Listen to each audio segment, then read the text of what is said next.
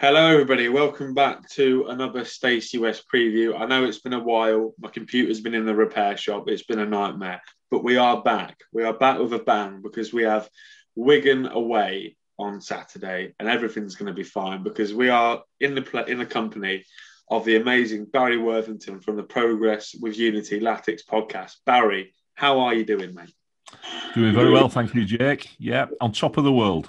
On top, well... all the bottom, if you look at the league table. Not quite, but nearly.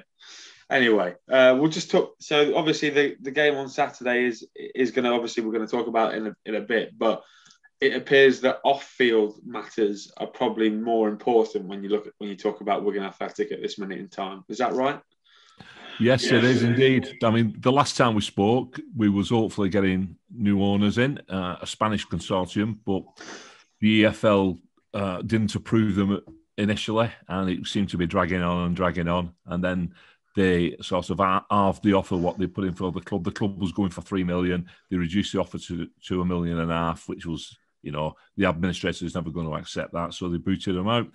And then we're back in the situation we was in September, open to offers. We've got, I believe there's 5 offers going through at the moment, or 5 bids, serious bids. One of them is way out in front, we've been told, but there's 5 different consortiums up in front of the EFL, with the EFL doing all the checks. Fingers crossed that we can get it sorted, by March at the latest, because one thing that is hanging over us, you're not allowed to start 2 seasons whilst in administration. So if it's not sorted by July, we won't be starting the next season. So we've got to get this over and done with as soon as possible. Now, just a question that's not really related to football, but Barry, are we all right to see your eyes, chap? We can only see the bottom of your mouth. Oh, sorry. Right. Yeah. We were wondering, the Lincoln fans were sort of worrying who on earth's talking to us. Yeah. Is that better? Oh, yes, mate. Thank you very much. Yeah. But obviously, the takeover is obviously quite a big deal for Wigan, and to see one fall through that was probably at the final stages, that must have hurt, considering what's going on at the minute. Yeah, there was all sorts of rumours about the Spanish consortium though, and I think a lot of people didn't see it passing the owners and directors test anyway, and it was just dragging on, and there was a lot of perhaps animosity towards the administrators for keep granting exclusivity to the group and not taking bids up from other people who were on the sidelines interested. So in a way, it was a definite move, whereas either there was, instead of it lingering, they were booted out, and then we could open the process again. This time, the administrators have not granted exclusivity to any of the bidders because they've said they don't want to get caught in that trap again, where there's like maybe a time waster. Maybe they felt the Spanish consortium was just time wasters. I mean, I don't know if they were or if they were genuinely interested, but they certainly wasn't right for the club, for Wigan Athletic. Certainly not right, obviously, because they didn't pass the EFL test. So there we are at the moment. So we're just, it just seems to drag on. I mean, I don't know if Lincoln's been in administration or not, but it's an awful thing. I won't wish this on Preston or Bolton again. I just wouldn't. It's an absolute nightmare scenario, and especially while we're in the pandemic as well, and you can't get to games. At least if we could go to games, we could rally around together. Yeah, we could chant admins out and vent our frustrations at the game, but we can't do anything. It's awful. There was talk of storming the ground at one point, and I was going to chain myself in the boardroom and let's have answers, but the local MP got in touch with me and said, "You do realise, Barry, if you do that, it's a £10,000 fine." So I quickly reevaluated that sort of action, and but it's so frustrating, and the results at the moment don't matter. I always felt that this season, it was about survival of the club rather than surviving in League One. I knew we'd struggle all season. I picked us to go down. I still got that feeling we are going to do, even though, you know, we're only in the bottom four on goal difference now.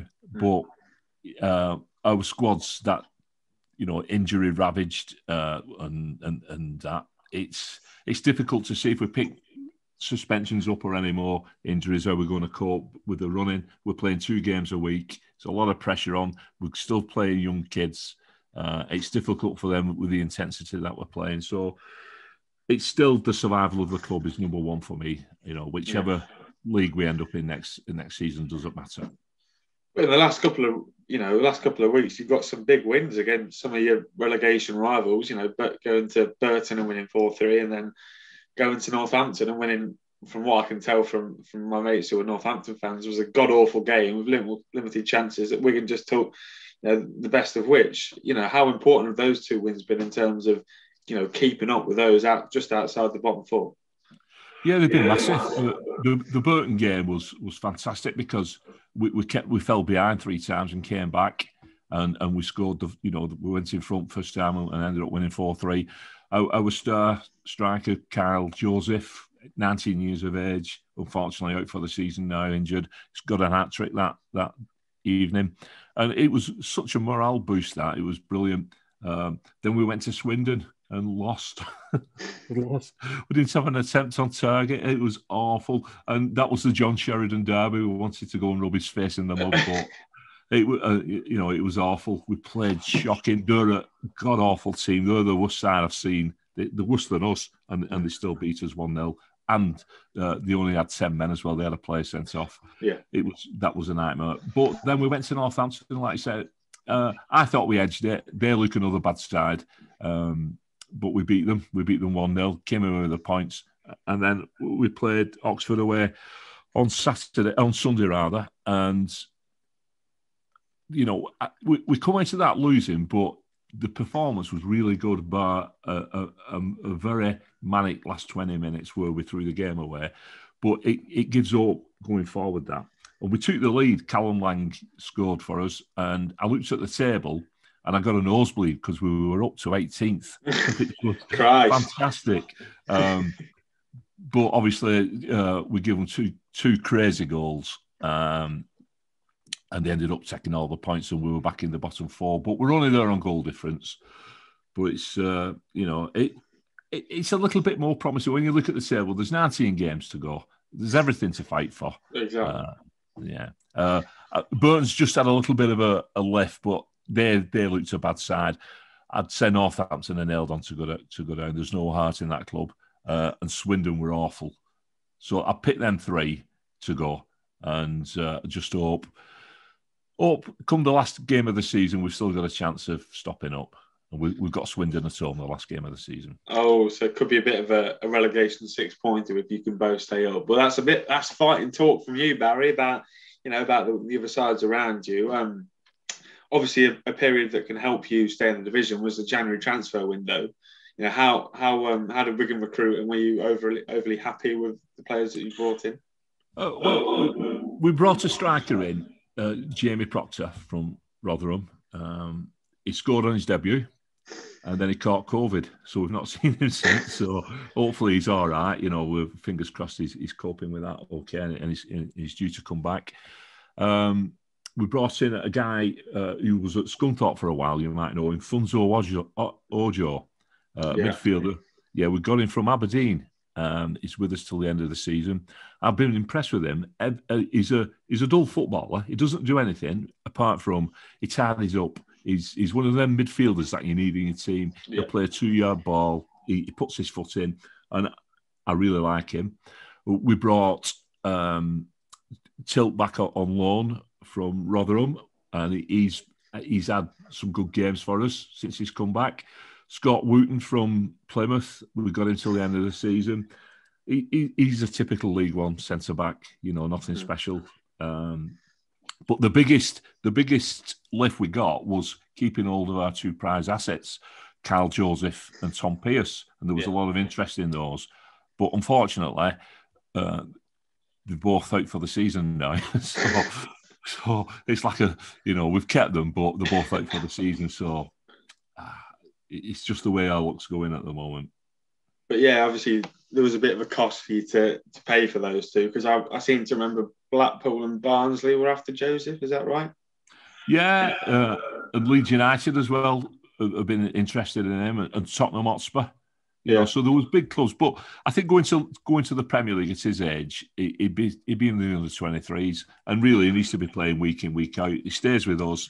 He's on the pitch playing week in, week out. Barnsley made an offer of $500,000 with 250 up front, and they were told to stick it because they wouldn't. I think they'd already said they wouldn't entertain anything under £1 million for him, even though he's out of contract in summer. But because he's one of the under 23s, we do get compensation for him. So we'd probably get more than that in compensation anyway.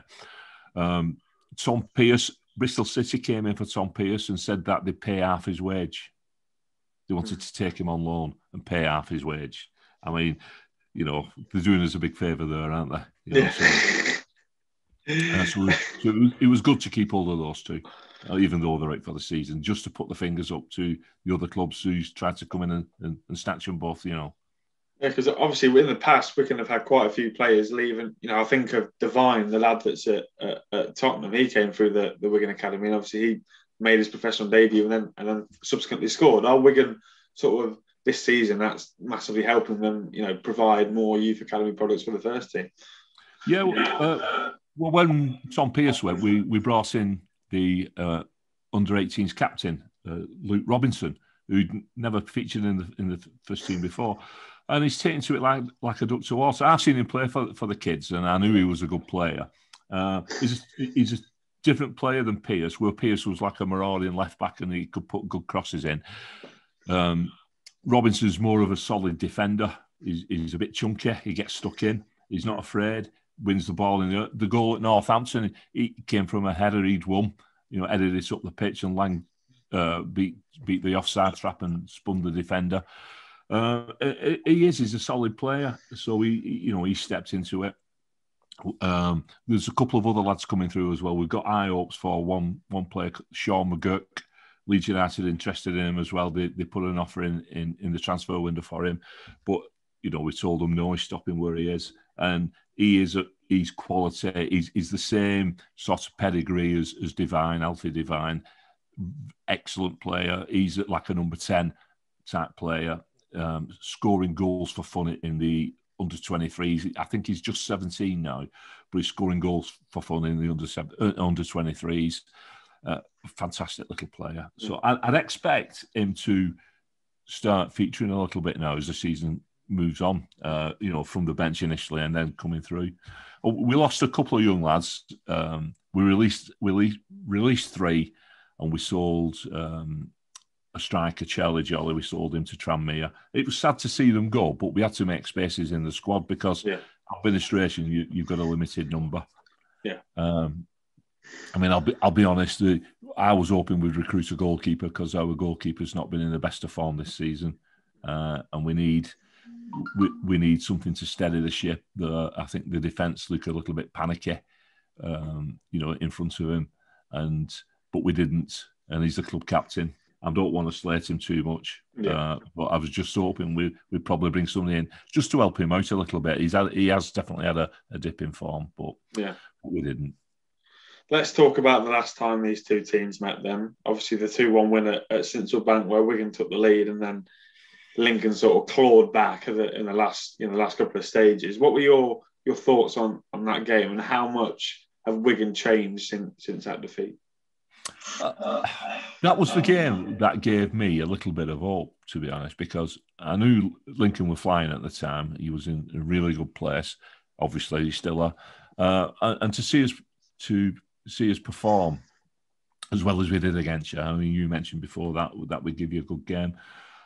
It sort of told me that not everything's doom and gloom. But since then, we've got battered by Blackpool 5-0 at home. So, but I think that's just the way we are, to be honest, because we've got players who, they've not played a lot of football in the past few months. So And we'll get games like that again between now and the end of the season. But it did show that there was enough in our team to make a fight of it. Even if we do go down, we'll make a fight of it, Yeah. The guy you mentioned, Callum A-Smith, who scored the goal, he's subsequently left and gone to Luton Town, so he's playing in the Championship now. But we have other people have stepped up to the mark. Wilkie's been playing quite well up until recently. And Vivian Solomon Otterbar has just come back from a long-term injury. He was dynamic in the early stages of the season, and then he got a really bad injury. He didn't play against you. He was still recovering. He had an operation on his ankle, and he's come back. He's made an appearance in both the last two games. So looking forward to him rediscovering that early season form. And hopefully, picking up where he left off. But yeah, that night, I mean, you did look a good side. I was really impressed with Grant in midfield. I thought he was fantastic for you. I really were. But we give you a game, and that was, from my point of view, that was the lift that I needed to see that we had that fight left in us. Obviously, this is the game between us two. Is our next league game, but you've got quite a big league game coming up. Tomorrow as we record, and we're all going to be gathering around the scores, hoping that you can do us a favour. Is there any chance you think that you might be able to pull off a shock and beat the Tigers? Well, the last time we met was July, and we were 7-0 up at half time. Yeah. And we went on to beat them 8-0, and it was a fantastic performance. And I just hope they don't come seeking retribution, to be honest. That's my big fear. But they've had a little bit of a dip in form recently.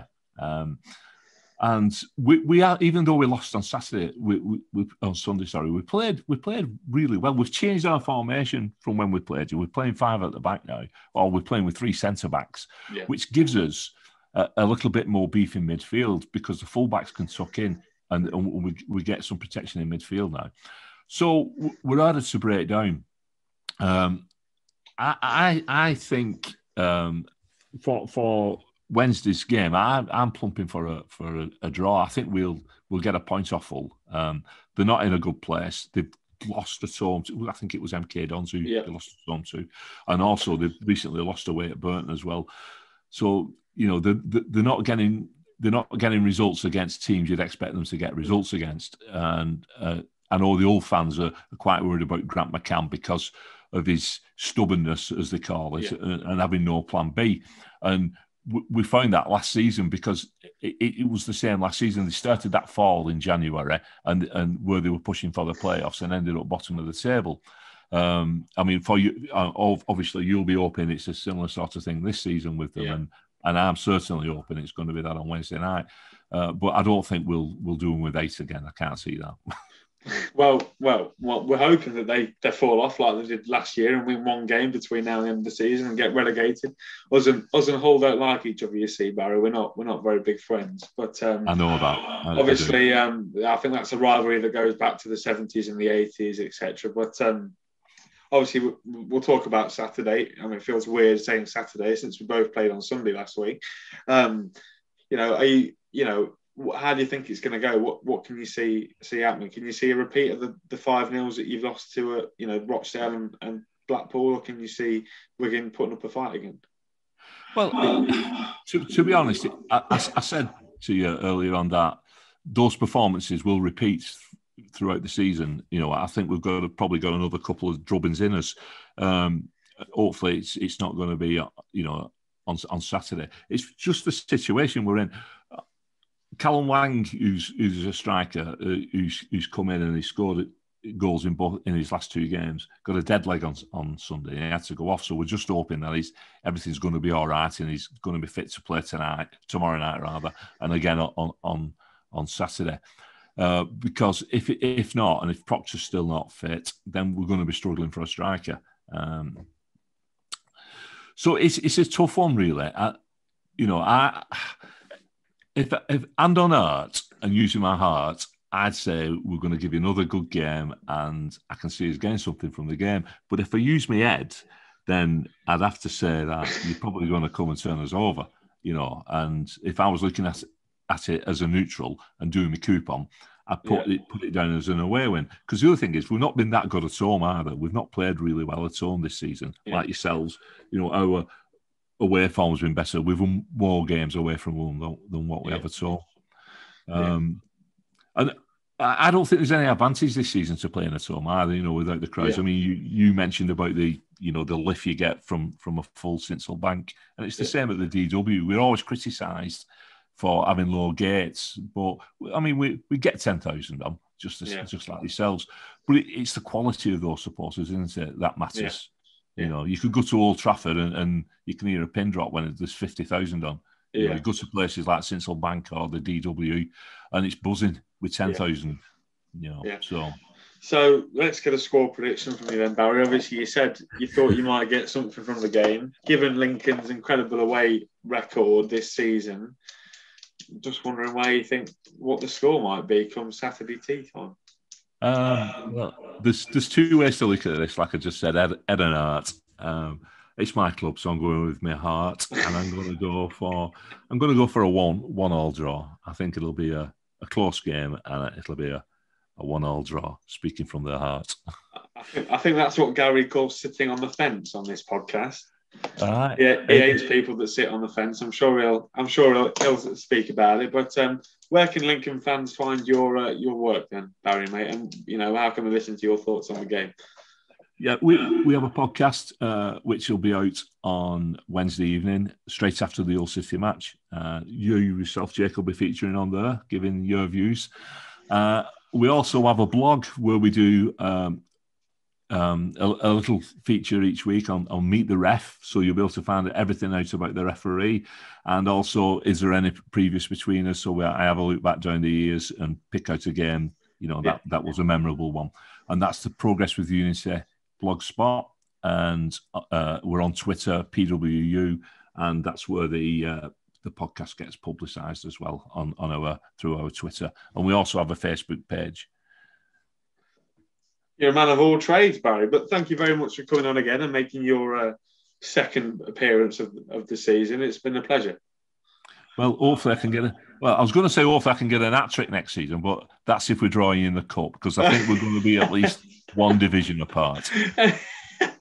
Well, thank you everybody else for watching. Thanks again to Barry. Hopefully it won't be so long for the next preview show, and we shall see you all next time.